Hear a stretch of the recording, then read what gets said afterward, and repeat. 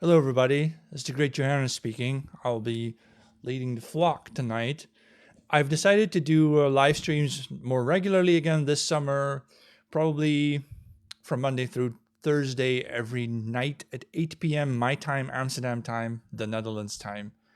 And might not do 60 minutes, but maybe 45 or anywhere between 30 to 45 minutes to keep it a little bit shorter so I have more to say and less filler talk. So I have prepared a sort of monologue that I want to read to you first, and then I'm going to try to keep it interactive with all sorts of things that have been keeping me busy lately.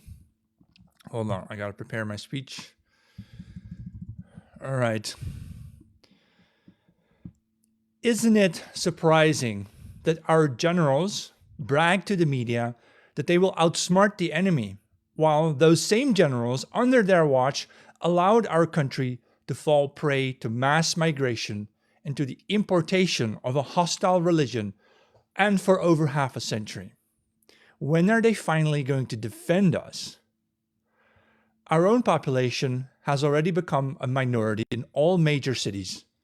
In the European government city of Brussels, less than 10% of newborn babies are children of two native parents. This is a phenomenon that you now see all over Western cities, Germany, France, the UK, and of course in the USA as well. These children then grow up in a cult that wants to mutilate their genitals to change their genders. Is that what we should be fighting for in a war thousands of miles away from us? Seen from this perspective, you would think that the enemy has already outsmarted us. Millions of enemy soldiers have entered our cities over the past half century under the guise of all sorts of international refugee treaties. Our leaders, wearing their rose-tinted glasses, could only see people in need, damsels in distress, grown-ass men. They thought that every muscular, well-fed man from Africa or from the Arab nations who reached our shores with a new iPhone in hand and Nike shoes on their feet was a war-torn refugee looking for a better life, wearing stuff that a lot of us living in Europe can't even afford. Did you know, by the way, that the country of Moldova, on average, the salaries are lower than those in Nigeria?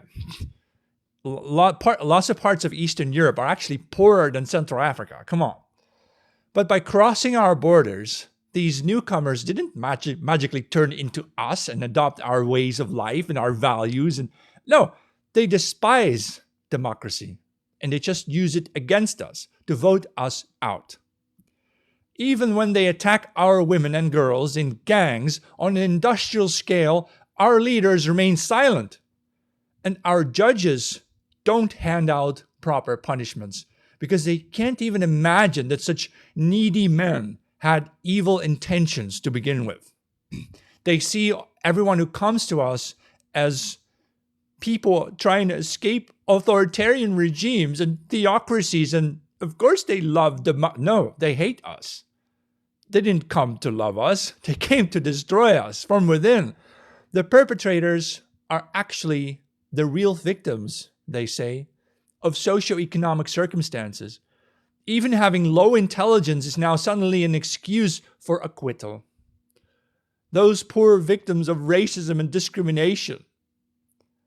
You look, in a normal country, our psychologists would have declared these newcomers, these immigrants, paranoid and schizophrenic. How else can their chaotic behavior be explained when, for example, they attack musical instruments and pianos because they hate music? Excuse me? These foreign perpetrators, and in the media they call them youngsters or rioters, they see attacks on their inflated egos everywhere they look, all around them. Offer them a glass of water and they will still accuse you of racism. Because water is clear, right? It's white supremacy. These same men then, later in life, might run for political office, such as that Mamdani guy in New York City, and then with impunity will tell our children that we should be gay and trans, while they incite their own Muslim or Hindu supporters to have large families. It's a two-faced game spoken by men with split tongues.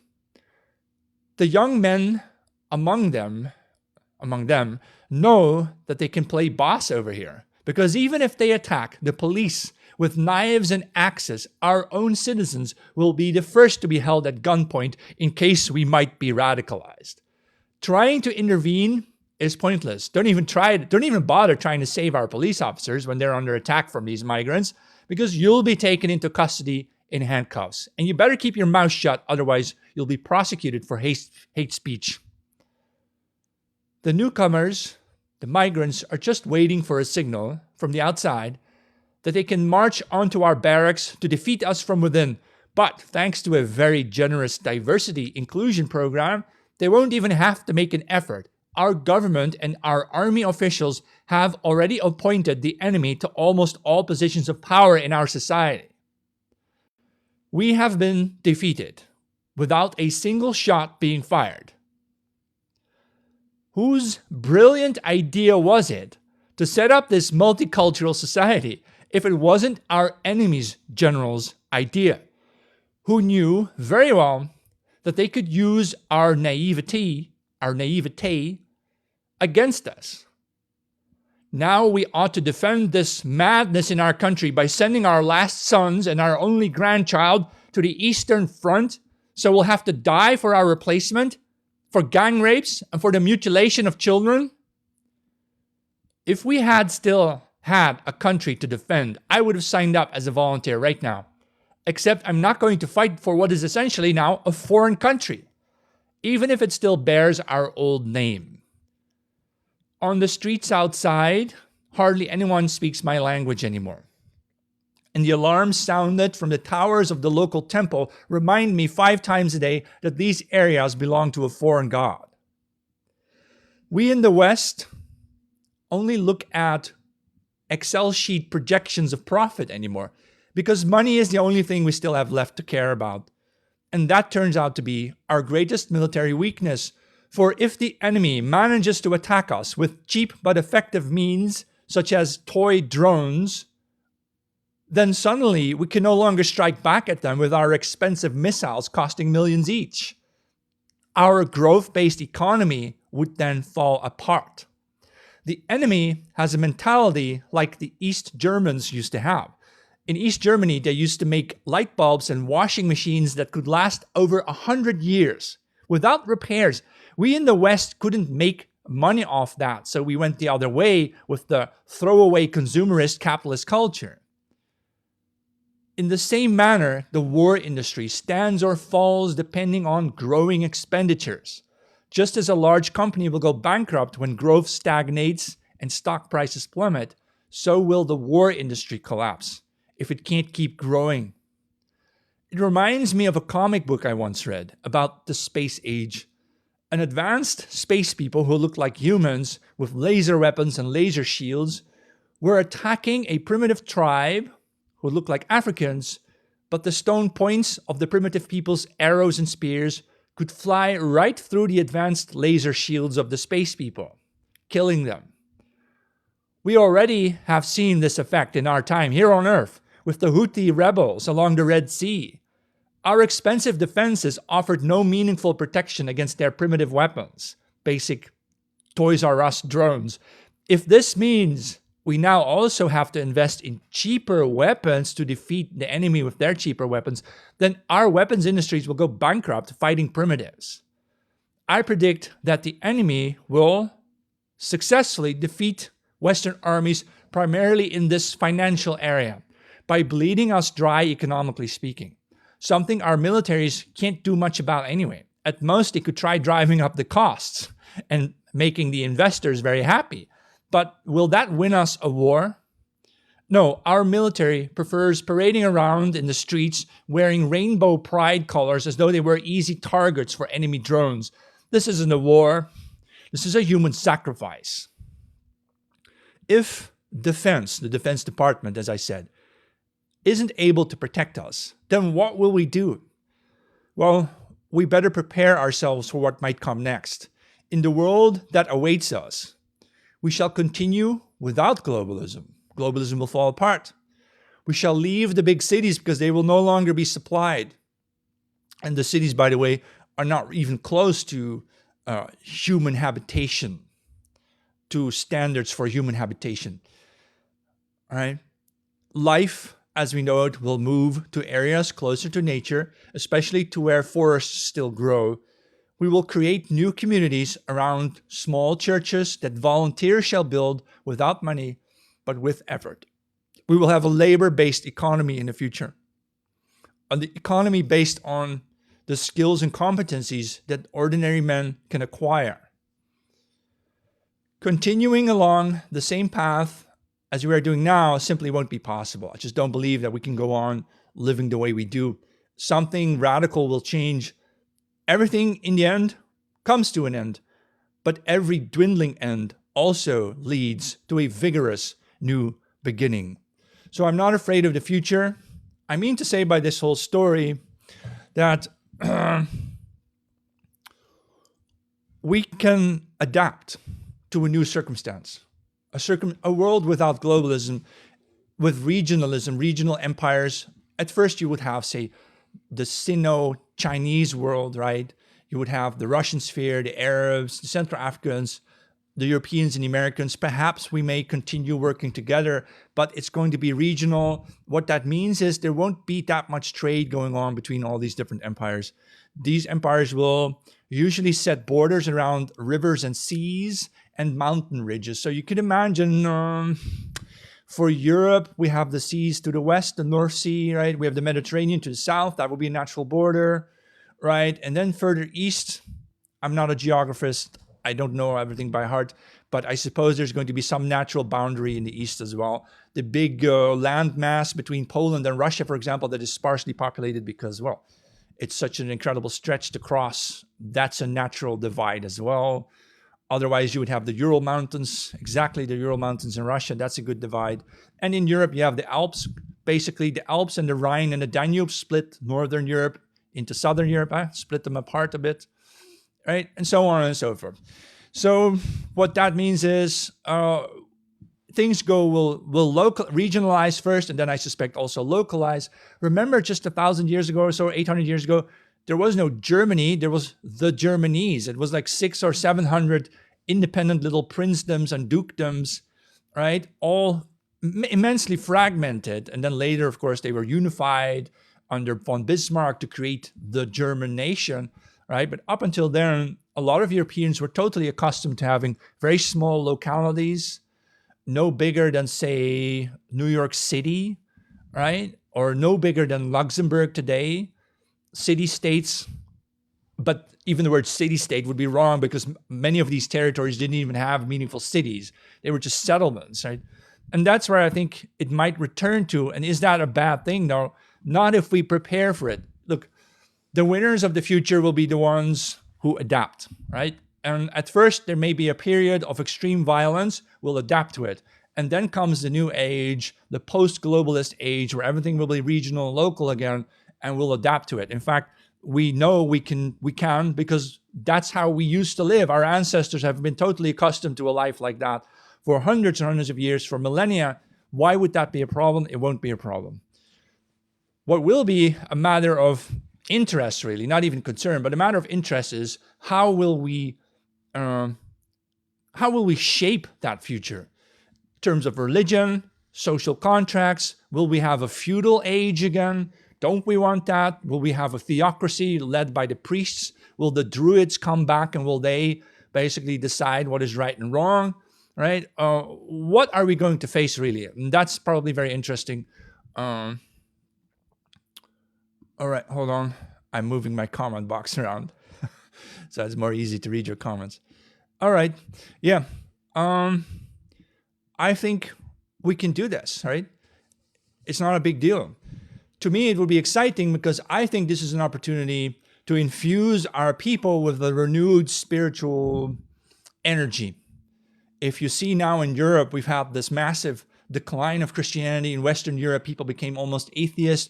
This came under the consequences of the French Revolution that was really all about killing Christians and making people atheists, right? Um, we're going to reverse that process in a sort of counter-revolution. All that effort that our enemies have put into making our peoples atheist, irreligious, right? Deconfessionalized. We're going to reverse that, and we're going to make those enemies of ours extremely, extremely angry. Thinking of those enemies, I've been watching over the weekend, I've been watching some old movies from the early 1980s, like Flight of the Navigator. I loved it. But I also saw some movies that now later, because I'm older and I'm more experienced, I noticed they were already starting with the subversion in Hollywood in the early 1980s, probably before that. But if you take the 1980s as a starting point, you see, for example, a movie like Superman 2. There's a scene where Superman and Lois Lane are walking past the Niagara Falls, and a kid falls down into the water.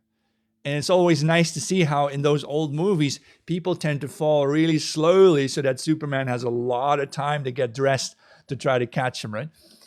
And the kid falls down, falls into the waterfalls, and then Superman catches him. And as Superman comes back up holding the child, there's a Jewish tourist who says something like, "Wow, what a good man. Of course he's Jewish." I made a clip of that scene. It's on my Twitter at JohannesMKX, or you'll find it on my notes on Substack as well, at jmk.info.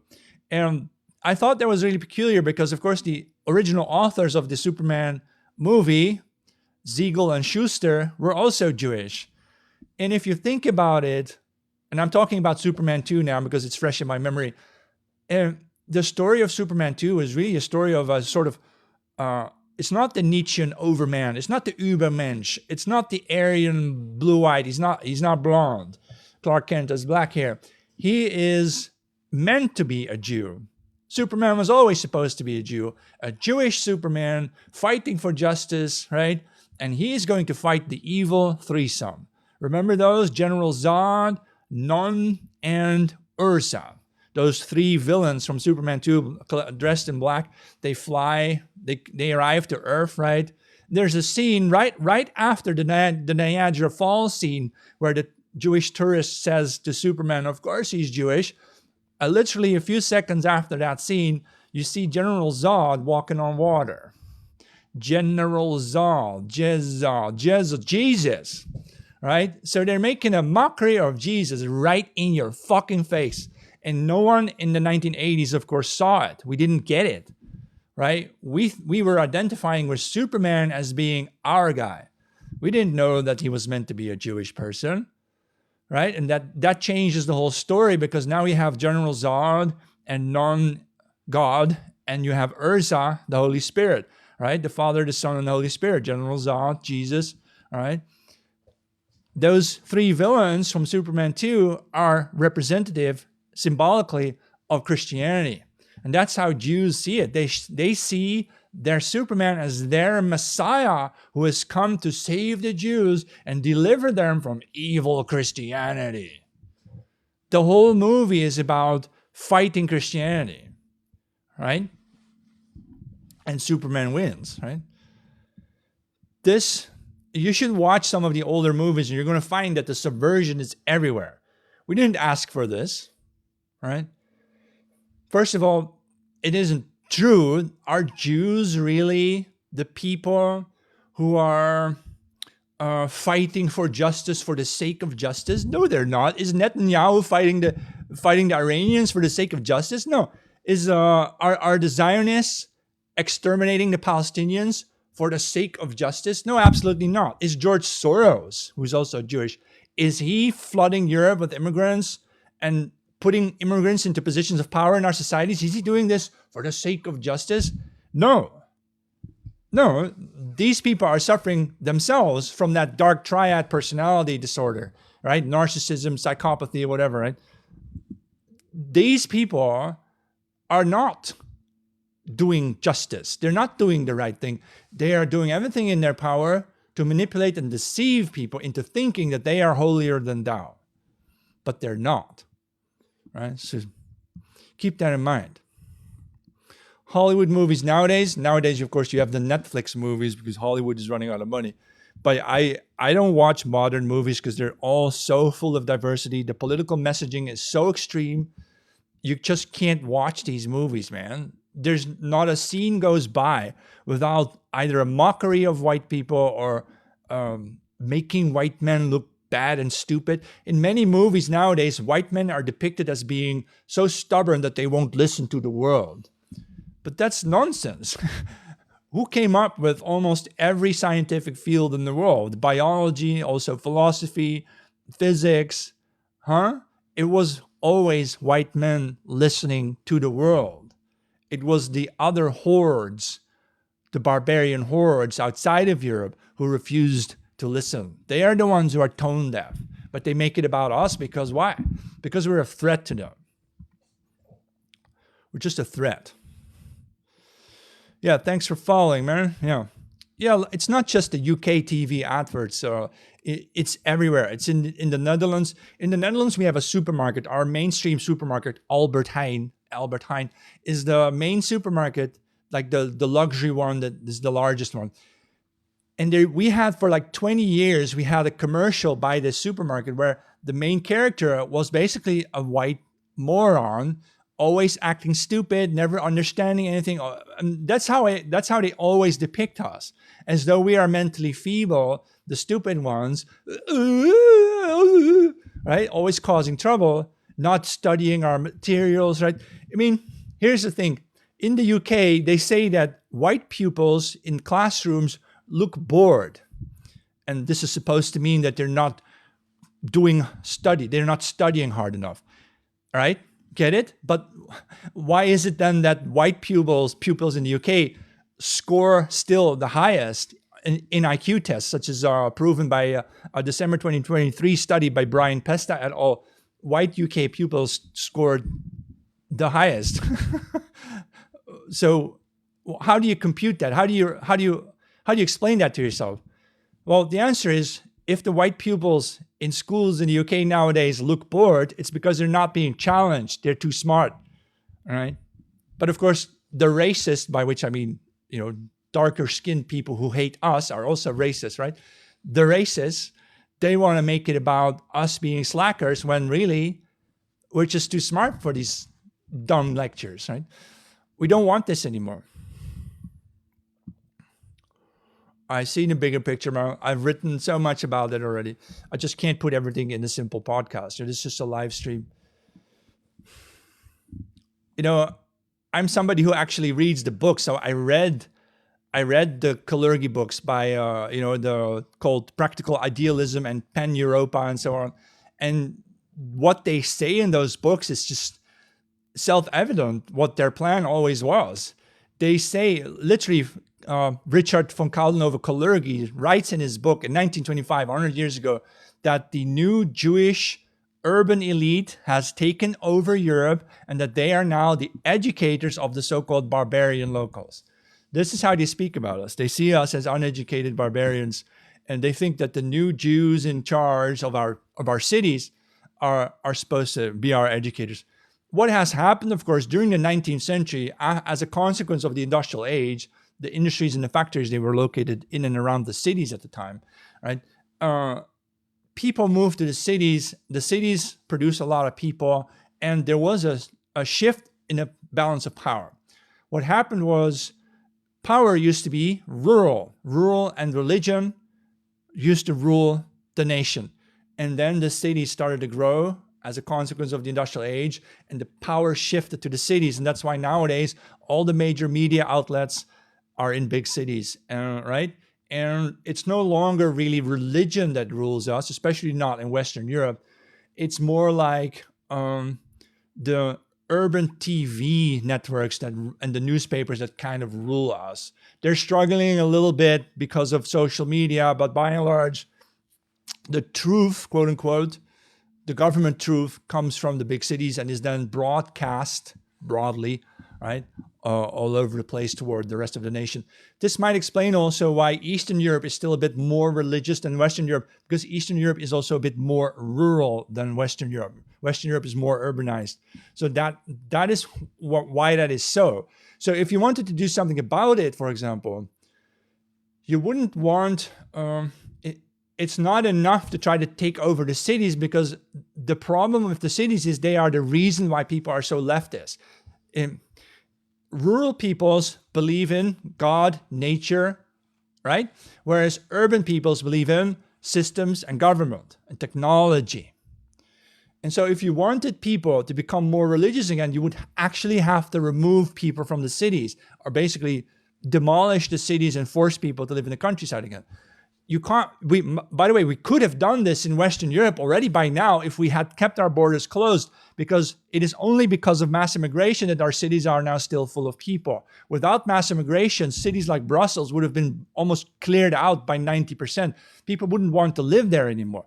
Our cities would literally have been in decline, which I think is a good thing, because without big cities, the power goes back to the churches, right? To the rural people and to their religious experiences. We would have that power shift again, which I think, by the way, is somewhat inevitable, because considering now, if you look at Western Europe, look at the USA, the countryside is mostly populated by white people. White people are the majorities in the countryside, which is also the reason why when they show you these tables with Indian people in the USA making 120K a year, and white people on average like 65K a year USD, guess why that difference exists? Because white people occupy the countryside. If you're a cleaner or a cook in some rural town, you'll probably make not even half of what you could have made as a cook in New York City, right? So those Indians aren't all smart data scientists. A lot of them are just Uber drivers, but they work in New York City or in Chicago, and so they make a lot more money in the cities, whereas a local cab driver somewhere in some small town, Texas, wouldn't make that. So the difference is rural versus urban, right? Which causes a lot of distinctions here. All right. Okay, I'm going to go through some of your comments, see if there's some things I might want to talk about. Right? All right. Because like I said, I'm going to do these live streams more often, but not as long. I'm not going to do full hours anymore. Maybe I can stretch it up to like 45 minutes or so, 40 minutes. Otherwise, I'll just clock it off at like 30 minutes or so. Right? Sorry for the typos. No problem. Yeah, I've been speaking about them the whole time. Right? All right. Yeah, civil war, but yeah, racial civil war, racial holy war, Rahowa, right? It's not a joke. You better prepare for it, you know? No, there won't always be big cities. This has happened so many times before. During the 5th century AD, after Alaric and the Goths sacked Rome, after that, there was another Germanic warlord who came to the gates of Rome, and by that time, already almost 90% of the people had left. You know why? Because when cities collapse, what do people do? They move out. They move back to the countryside. So that's what happened in Rome. The city of Rome, at the height of, say, around Julius Caesar's time, had about 1.1 million inhabitants, and it dwindled all the way down to just 20,000 inhabitants at the start of the Dark Ages. And then one of these Germanic warlords, I forgot his name. He had I think Theodorus maybe. One of these Germanic warlords comes to Rome and says, because there was trouble there, if I ever have to come back again, he said to the Romans, I will turn all this into a pasture. I thought that was beautiful. But then later, of course, Rome slowly won back its population, but that's only because of the modern age, because of industrialization and so on. So no, the idea that there will always be big cities is, of course, complete nonsense. No, there won't always be big cities. People will abandon them again, eventually, because of what is called the law of diminishing returns. As complexity increases, and you can tell in our society, complexity is increasing. As complexity increases, the added benefit to each participant is reduced. At some point, the benefit turns into zero, and that's when people start leaving. It's already happening. If you look at white people, London used to be 99.9% white in the 1970s. Today, 36%. And that's not even native British white. That's white, all white, right? Anyway, if you look at what white people have done in Western Europe, we have already left the cities. The only reason our cities are full of people, I told you, is because of mass immigration. Without mass immigration, the cities in Europe, many of them would have been already largely abandoned by up to 50, 60, 70, 80%, in some cases 90%, such as in Brussels. In Brussels, the under 20-year-olds are 90% non-native, non-white.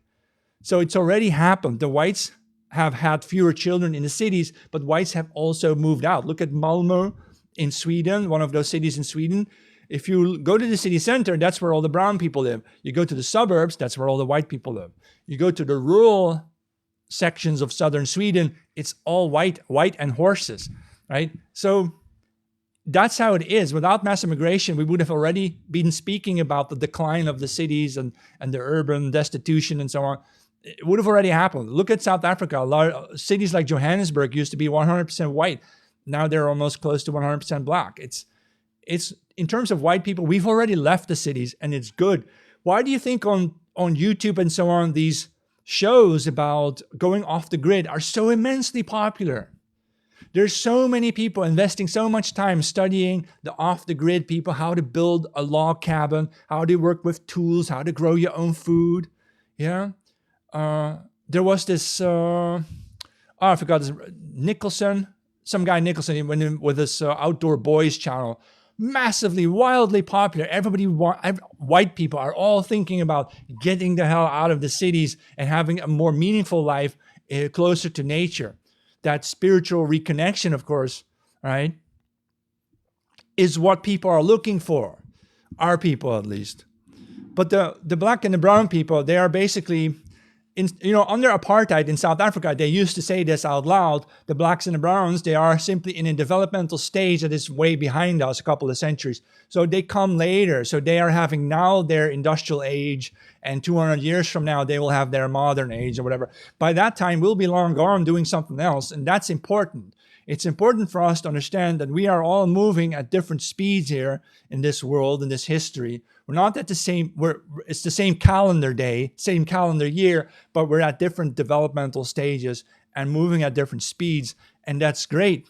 If we would just keep that in mind for ourselves, then we can just go and do what is best for us, regardless of what the others are still doing, right? Arguably, since we are at the forefront, we are the avant-garde, we know what the others are going to do. We know, we can predict their development, right? Africans are going to mass move into cities in Africa. The African cities are going to become huge, like Tokyo or Beijing. They're going to be chock full of people. And then what? Ultimately, they will also have fewer children. Their birth rates will collapse, just like ours did. The same developments that happened to us will happen to them. We can predict that now already. So we can manage that and deal with that. Eventually, the Africans, say in a century from now, are also going to want to abandon their cities again because they will hate city life. They will just want to go back to nature, just like we are doing now with the off-the-grid stuff. And it might not even happen because Africa is at risk of having a massive famine. If the global system collapses, who's going to feed Africa? Africans always tell me that they think that Africa can grow them enough food. No. Africa imports 2/3 of all its food from the outside and half of that from the West. Without Western farmers producing the food, Africans would be starving. Anyway, this is a different topic that I've been talking about for way too long. Yeah. I'm going to talk about the Outdoor Boys as much as I like because Outdoor Boys is a fantastic channel. Sad he stopped. He quit, but he quit. But I also feel that he should have protected his boys a bit more because there's a lot of pedophiles watching his show just for the kids, right? Do we import Gary? I don't know. All right. I will never grow a mustache. I don't like it. Maybe when I'm much older, I will grow a big white beard. When I'm in my 70s. If I'm still alive in my 80s, you're going to see me grow a big ass beard. Because the whites rely on immigration, and without it, population would decline. No, but that's a good thing. Maybe you don't get that. Declining populations mean you are reinvigorating. You have more resources to invest in the young. They would have more space to do what they want to do. It wouldn't be a problem. It's not true that this is a problem. Mass migrating people in is the problem because you're suffocating the economy. We don't need all these people because half of them will be replaced by AI, the other half by robots. And then what are we supposed to do with them? We're supposed to just feed them? Jesus Christ, they're not our pets. We don't have to take them in.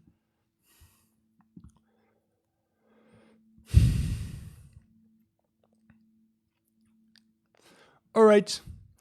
My political ideology is the reaction. I'm basically a reactionary person who wants to beat back progress, by which I mean the liberal progressive stuff of the past 500 years, the equality crap, the LGBT crap, basically everything that is harming us now it needs to go. I know AI is not intelligent, but I think they can produce contracts or something. So a lot of people whose jobs are sending emails, those people won't be necessary anymore. So they will still be replaced by these chatbots, you know. So what's the future of the white race? Well, you're looking at it. We're going back to pastoralism and to agriculture. We're going to live simpler lives, closer to nature, but we will be physically and mentally better off than we are today. So it's a good thing. Why is my mindset poisonous? Your grandfather probably didn't even know what he was doing, so goodbye. Liberals are the problem, absolutely. Keen Starberg, I don't know what that is. In the Irish airport now, they have guards with immigration control on the back of their, only 10 years too late. Yeah, 10 years too late. So what people should do in a rural area, expect physical jobs. Yes, it will be physical labor. It will be a labor and competence-based future. If we start developing the competencies we're going to need, say 10 years in advance, then by the time the global collapse comes, we'll know exactly what to do. We will already be set up and prepared. So that's what I'm going to aim for, is to motivate people to acquire the skills and competencies needed to live outside of the urban world, really. I mean, anybody dreaming of the space age, there's not going to be a space age with black people. No, you know why. You all know why. It's not going to happen.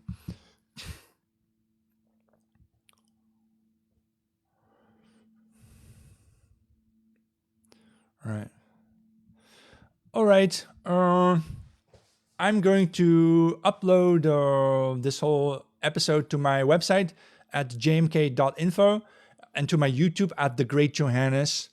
And you'll see links popping up everywhere else. Maybe I'll put some clips of it on my TikTok channel over here. Like I said, I'll be back tomorrow, same time, 8 p.m. my time, the Netherlands. And I will do this from Monday, Tuesday, Wednesday to Thursday, 4 nights a week, this whole summer at least, and maybe more after that.